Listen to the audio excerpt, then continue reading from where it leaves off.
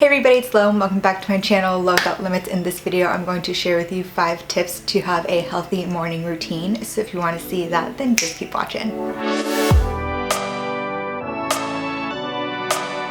Before jumping into the tips, I just want to throw a little disclaimer out there that the healthiest morning routine is the one that works for you. I know when you go to look for different ways to set up your day to have a good morning routine, people will share their morning routines and it's like 30 steps and you try to emulate that thinking that that's the best way to be healthy and to have a good mindset and all these different things. But with all the steps, it ends up making you more stressed out, which is not the point of a good morning routine. So that's why I'm not going to give you a play-by-play of what I do in the mornings, also because not every morning looks exactly the same, but rather share with you 5 tips of things that you can implement in different ways that are possible. So I'm a freelance producer, so sometimes I'm off of work and get to work for myself, meaning my mornings are endless. Sometimes I am working from home, especially now working from home, but my mornings are until 10 a.m. when I have my first meeting.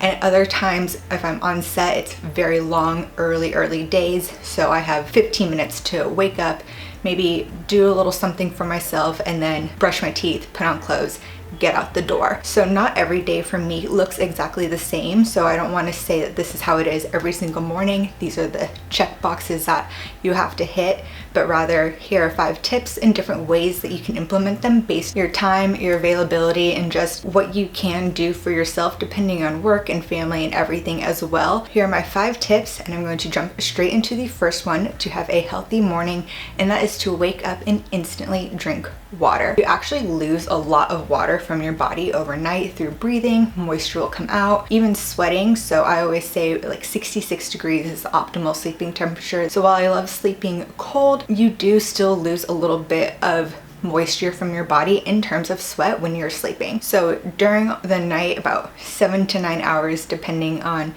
how much sleep you're getting, you are losing moisture. So it's best to wake up and replenish yourself. That way you just feel better. I know that I have to take a nice big drink of water that I keep next to my bedside table when I take my medicine in the morning as soon as I wake up, but it also just helps me feel more hydrated and a bit more energized as well. And it's best if it's room temp. There have been some studies showing that room temperature water is much better for you than cold water. It's also good to help get your digestive fire going and just energize you. And if you also want to freshen up your water, give it an extra little boost, having a little bit of lemon juice in there, as well as maybe a little sprinkle of salt, not too much. You don't want to drink the ocean right when you wake up, but doing that to also just give you more electrolytes and replenish your minerals. So not only are you drinking good water as soon as you wake up, but you're also replenishing yourself and starting off the day right, and the water will taste a little bit better too because of the lemon juice. Tip 2, which I'm actively trying to work on myself. Some mornings I'm better at it than others, but it's to not check your phone notifications, your email notifications, text messages, any of that until you get yourself ready physically and mentally. Mentally, because if you wake up and the first thing that you're doing is checking your emails, then it's instantly putting you into a stressful flight or fright mode. It's also putting your day in somebody else's hands. If you wake up to a bunch of work emails, then you're already thinking about work and you're not thinking about yourself. So even if you only do have a 15 minutes to care for yourself in the morning before jumping into work, use those 15 minutes and be as mindful with it as you can versus instantly waking up and being on somebody else's timeline, making you less present for that little bit of the day. Because as soon as you start getting started with work and life and everything else, it's a bit harder to take time to become more present and more mindful. So by looking at your phone to turn off the alarm and then putting it back down instead of mindlessly scrolling and going through emails. So that for the terms of mentally, and also just to physically get yourself ready. Like how many times have you been brushing your teeth while also going through emails, and then you were like, oh no, I need to respond to that instantly, which maybe it could wait a minute or two, and then you finish brushing your teeth, you go to the email, and then you're still in your PJs, you're still half ready. Once you finish one email, you start going into another, and all of a sudden it's hours later and you haven't flossed or washed your face yet. So by taking time to at least get yourself ready, get yourself prepared for the day, get yourself situated so that way you can sit down, and if you do get stuck in this hole of emails, at least you're ready for the day and you're not like, oh wow, my breath stinks because I actually haven't gotten around to brushing my teeth yet. Tip number 3, I'm gonna keep a little bit more vague, and it's to get outside. The ideal situation in terms of getting outside is to ground in nature. It's also called earthing, which just sounds really weird, but the idea is to go out on grass, just a nice natural spot, take your shoes off and be outside. And that's great in terms of reducing stress, reducing inflammation, reducing pain, as well as getting vitamin D and fresh air and everything. I don't have grass. I'm in an apartment, so I can't go outside and go grounding. There's a house next door with a yard, which I can easily wake up and go stand in their grass, but I don't think they would like me waking up and going and standing in their grass. So that's something that the best situation for that would be to go grounding outside in a yard. If you're like me and in an apartment, then even just getting outside, and for me, I have my fruits and veggies that I take care of in the morning, and they need a lot of water. So every day I have to water them. So I get up, go and water them. And while I'm watering them, I'm outside, I'm getting vitamin D, I'm getting that fresh LA smoggy air. It's also really good for your microbiome. So going in the forest, taking walks, being in nature, even in green spaces in nature is really, really good for your microbiome, and just absorbing and getting a lot of biodiversity from nature and from your surroundings. So even if you're in an urban city, going to a green space will give you those benefits.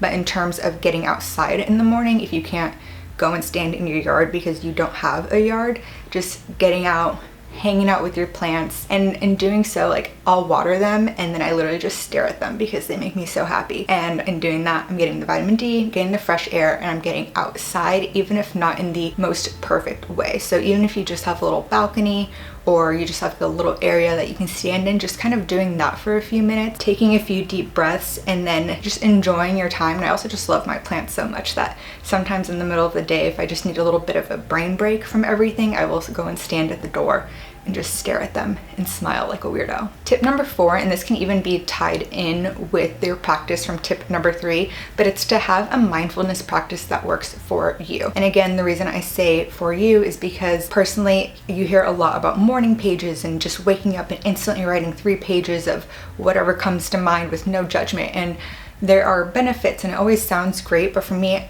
I'm not one who's gonna wake up and instantly journal. I can't really do that in the morning. It's just not for me. I've tried, I can't build that habit. So while it is a fantastic habit to have and a fantastic thing to add to your morning routine, it's not realistic for everybody. I'm an example of that. My meditation practice and mindfulness practice is 5 to 10 minutes with the Calm app. I use the one that is just a time meditation without any voices. So it's just nice, soothing music. I'll always set it for 5 minutes. Sometimes I'm antsy in those 5 minutes. I can't really do it, but at least I tried. And maybe I got a good 30 seconds of actually being mindful out of that. Sometimes I do the 5 minutes and I'll just keep going because I feel really good about it, and I have the additional time too. If I have the additional time too in the morning, I also love doing To Be Magnetic. So I'll do a 5-minute meditation and then the To Be Magnetic DIs, which will take a little bit longer and do have a little bit of journaling at the end. But sometimes if my mornings I just try meditating, couldn't really do it, can't really focus at the time, which is probably when I need to be more mindful the most, I will just maybe do the DI thing later in the day. But for me, at least 5 minutes.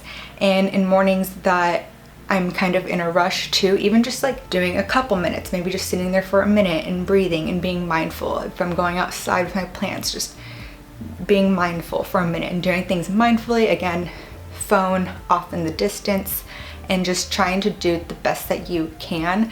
I also try to do my meditation before having coffee, just because once I have coffee, I'm a little antsier. But if a coffee is being made for me, then I will sit and I will read my book. And I always drink my coffee and read my book. And I will have my phone with me for that, so I can use the highlighted app. But that's all I'm really using my phone for, is to highlight the different book parts that I'm reading. Even that, if I can just get that reading in and can't get a meditation, just reading my book, enjoying the coffee, that counts as a mindfulness practice. As long as you're fully present, it doesn't exactly matter what it is. Even in my mindfulness little booklet a day, which I have a highlight for on my Instagram, even just brushing your teeth, and if you did it with the opposite hand or just cleaning things, as long as you're fully present, in my opinion, that counts as a mindfulness practice. So whether it is morning pages, you have the ability to do that and focus on that for 3 pages straight, or even just 5 minutes of meditation, a longer meditation, or just putting things away without any distractions and being present for it definitely counts in my opinion. My last tip also has a wide range of possibilities that it includes, and it really depends on your time, your availability, your access, what you can do, and it is just to get moving. I wish I could be one of those people that wakes up at 6 a.m., goes to the gym, crushes a workout, washes up, gets to work by 9 and doesn't even look like I sweated for an hour and a half. Cool, good for those people, not one of them. In my perfect future world, I have like a garage gym at my future house, and I can wake up and work out and then wash up at my own house and then get to work. But again, I'm in an apartment. For me, and again, this is because of my availability, but being freelance, and if I'm working for myself one day, I don't have anything going on super early in the morning, then I will go to the gym around 9 or 10 a.m. for about an hour, hour and a half, or I will do yoga in the living room, or even if I am a bit more crunched for time, but I still want to move a little bit, just get on the floor and stretch for like 10-15 minutes, maybe even bust out the foam roller, or if I want to in the morning, take a nice walk, which also incorporates tip number 3 of getting outside. You were just in bed for hours, and even if you move around in bed, you're pretty confined to a space. You might kind of curl up. So just getting up and moving and stretching, whether it is just stretching, it is yoga, or it's going to the gym, it's really good for your lymphatic system, for your digestive system, and just getting everything moving and also boosting your energy. Just moving, no matter how it is, no matter how long it is, no matter what you can do, moving should definitely be a part of your morning routine. So those are 5 tips of ways that you can improve and have a healthier morning routine, and you can even do it all in under an hour. If you wake up, chug some water, which takes like a minute. You wash up your face and brush your teeth for like, let's say 10 minutes. I'm not including makeup. We're doing makeup after all of this. And then you're gonna make your bed. Maybe that takes like 2 minutes. And then you'll do a quicker meditation, 5 to 10 minutes, depending on what you can do. Obviously, if you have more time in your morning, expand it. But let's just say 10-minute meditation, grounding, watering your plants, just standing outside. Let's say you just do that for 5 minutes. It doesn't need to take too long. You can even meditate while outside. And then say you're just going to stretch or foam roll or something for 15 minutes. And then you'll make your coffee, 5 minutes. With your coffee, you'll read a book and have some more time for yourself for 15 minutes. All of that together, from waking up to finishing this routine that has all those 5 tips in it, can easily be an hour long, and then you can finish getting ready for the day, put on your regular clothes, put on any makeup that you may need to, look at your to-do list, and you're looking at your to-do list knowing that you can tackle all of these things while you've already had time for yourself, so you won't go through the workday and then at the end of it, after dinner, be like, "Oh, finally I can relax, finally I get time for myself." If you do that in the morning, then going through all of the boring stuff and all the work stuff in the day is much easier to do. Then you can check your notifications, delete all the emails you don't need, reply to the emails that you do need to, get through everything while being in a better headspace, and you're ready for the day, you're physically and mentally ready for the day, so you can work for as long as you need to without feeling overwhelmed and stressed, because you know that you had that time for yourself. I hope you enjoyed these 5 tips to have a healthy morning routine. If you like this video, be sure to give it a thumbs up, comment down below what your healthy morning routine tips are and what you want to see more of on my channel. And while you're there, be sure to subscribe. I upload a new video every Wednesday. Until the next one, thanks for watching.